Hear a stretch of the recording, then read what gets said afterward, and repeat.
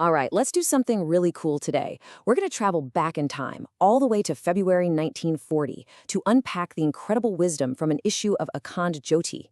We'll be exploring the ideas of its founder, the amazing spiritual thinker, Yugrashi Pandit Sriram Sharma Acharyaji. This quote just hits the nail on the head, doesn't it? This whole explainer is really about that. It's not about checking out of life, but about learning to use the tools we already have, our mind, our body, our energy, to live life on a whole other level. Okay, so here's the game plan for our journey today. We're going to start with the mind, which is the control center for everything. Then we'll move to the body, explore the wild world of unseen energies, tackle the biggest question of all, and then we'll put all the pieces together to see the complete path. So, first things first, mastering your mind. And the articles from 1940, they are crystal clear on this. Everything, and I mean everything, starts right here, inside our own heads. It's the absolute foundation. The text asks a question that is just as powerful now as it was back then. It talks about something called the chunchal man. You know that feeling?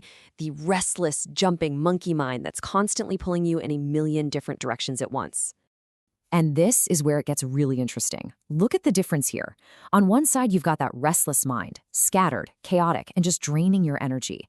But on the other side, a state called sanyam, a controlled mind. Well, that's where the magic happens. We're talking deep concentration, real inner peace, and power that you can actually direct. And get this, the payoff for all this control isn't just about feeling calm. The text directly links a disciplined mind to what it calls smaran shakti, or memory power. It's like once you quiet that storm of random thoughts, all that wasted mental energy gets refocused, and your natural abilities like memory and intellect just get sharper. Okay, so once we start working on the mind, what's next? Well, from the mind, we naturally turn our attention to the physical body. The idea here is that it's not separate from our mind, it's the critical instrument we need to tune and care for on this journey. And one of the key practices they talk about is pranayama. It's so simple, yet so profound. Think about it like this. Step 1, you're consciously breathing in vital energy. Step 2, you hold it, a moment of pure stillness to let it absorb. And step 3, you fully breathe out, letting go of everything that's holding you back. And it's not just about the breath. The articles also bring up specific yoga postures, like sarvangasana. But the why behind all of this is what's really key. It's all about purifying the body, keeping it healthy and strong, so it can be a stable and reliable vessel for the deeper spiritual work we're doing. Okay, now we're going to venture into some really fascinating territory. We've talked mind, we've talked body, now let's dive into the science of the unseen. We're talking about the subtle energies and influences that are all around us, shaping our reality. To kick this off, the magazine throws this really provocative question at us. I mean, it's a fair point, right? When you offer valuable things into a fire, it sure looks like you're just losing them. But the text urges us to look way, way deeper. And the answer it gives completely flips the script. Yagya is presented not as a material loss at all, but as a scientific process. It's an investment in purifying the environment and charging up the subtle, energetic atmosphere around us. It's about shifting from a material mindset to an energetic one. Then the magazine brings up this concept of mesmerism.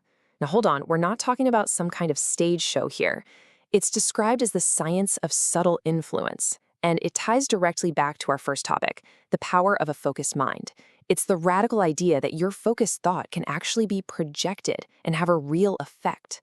They even get into more specific ideas, like najar, the concept that a really intense, focused gaze can carry a subtle energy that influences others, especially those who are more sensitive, like children. So after we've explored our inner world, the mind, the body, the subtle energies, the magazine takes us to the final frontier. It brings us face to face with one of the oldest and deepest questions humanity has ever asked. Yeah, that's the actual title of one of the main articles. No holding back, it just dives right into the great mystery, inviting us to really think about what existence is all about. The one thing we all know for sure, the physical body, our instrument, it comes to an end. That's the undeniable truth. But, and this is the big but, what about the awareness inside that body? What happens to the consciousness that was doing all the thinking, feeling, and experiencing? And the perspective this 1940 text offers is not one of an ending, but of a transition. It suggests that the journey of consciousness itself doesn't stop.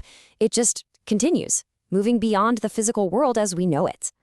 So, you might be wondering, how does all this stuff fit together? Mind control, breathing, fire rituals, life after death. What's the connection? Well, it's not just a random collection of cool ideas. It's all part of a single, complete, and holistic path to a meaningful life. And here it is, the whole roadmap laid out. It's a beautiful sequence, isn't it? You start by controlling the mind to get clarity. You use that clarity to purify the body. With that strong foundation, you can start to really understand and work with subtle energies. This whole process prepares you to face life's biggest mysteries without fear. And the ultimate result of all this? Vaibhav, which isn't just money, but true all-around prosperity and spiritual glory. You know, this wisdom from 1940 feels more relevant today than ever before. It's a real blueprint for a purposeful life. So it really just leaves us with one powerful question to ask ourselves. Looking at this path, where does my own journey begin?